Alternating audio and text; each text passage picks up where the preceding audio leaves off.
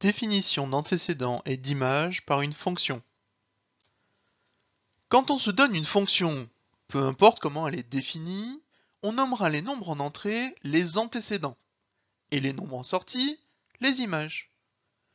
Une fonction se définit par une formule ainsi: f qui a un x lui associe f de x. X est le nombre d'entrées, c'est donc l'antécédent.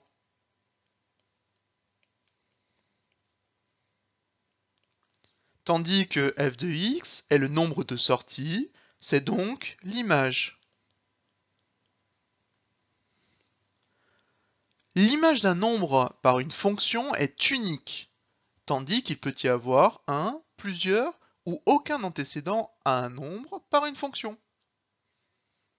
Définissons la fonction carré, appelée c, qui a un nombre x lui associe son carré.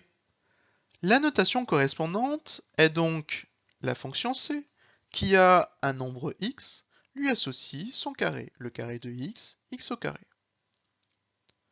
X au carré est donc l'image de x par la fonction c, ou inversement, x est un antécédent de x au carré par la fonction c. Donnons des valeurs à x. Prenons x égale 3. Dans ces cas-là, c de 3, c'est égal à 3 au carré, 3 fois 3, 9. L'image de 3 par la fonction c est le nombre 9. Prenons x égale moins 5. c de moins 5, c'est égal à moins 5 entre parenthèses au carré, moins 5 fois moins 5, moins par moins plus, 5 fois 5, 25.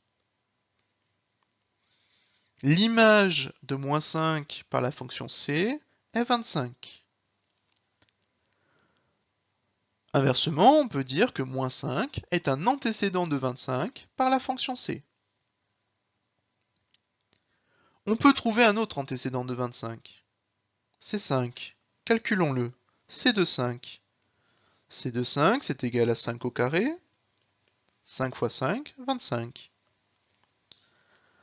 5 est donc un autre antécédent de 25. En revanche, nous ne pouvons pas trouver d'antécédent de moins 4 par la fonction c, car tout nombre réel élevé au carré est positif.